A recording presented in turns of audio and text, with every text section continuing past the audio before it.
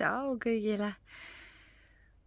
Nii tore on jälle kõigiga ühendust saada ja ma mõtlesin, et üheks väga heaks viisiks oleks see, kui ma iga nädal hakkaksin midagi jagama teiega, mis oleks teile ka kasulik.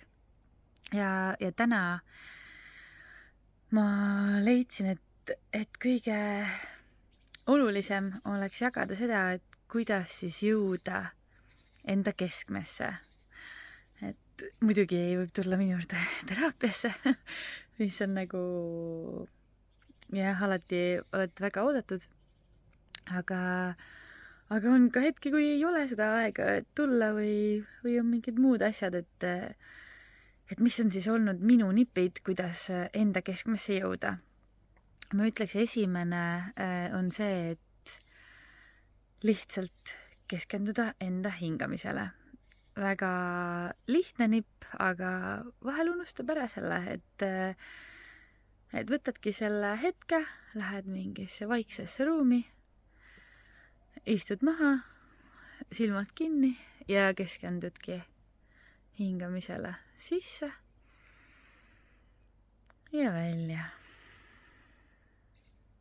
Sisse ja välja ja üks kord sisse ja välja.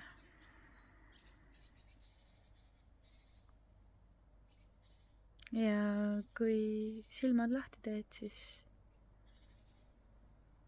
juba tundub see fookus parem, et lihtsalt nii lihtne harjutus ja jälle tulla fookusesse tagasi, sest alati fookuses olles on palju efektiivsem tegutseda.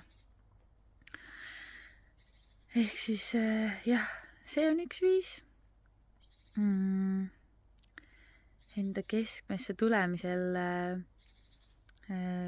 näiteks võrkpallis või mingil spordialal või kuskil, kus sul on nagu pingeline olukord ja võib-olla oled korra ebaõnnestunud ja pead kohe jälle nagu tegema. Et siis sellises olukorras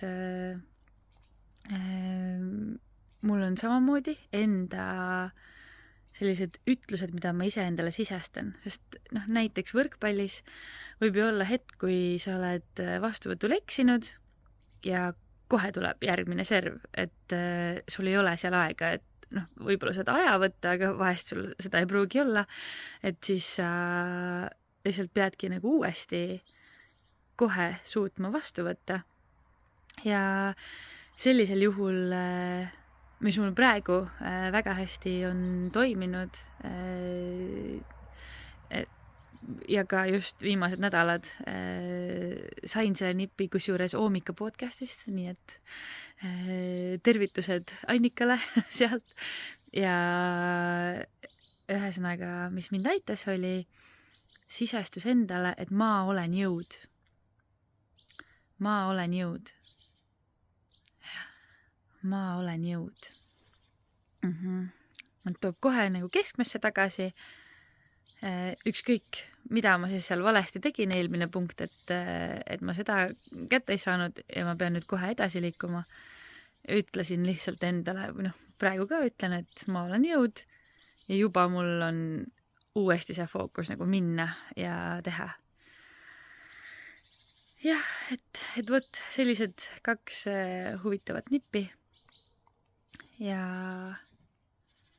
andke teada, kuidas teile tundusid need ja kas on ka teile abiks, et head proovimist. Tšau!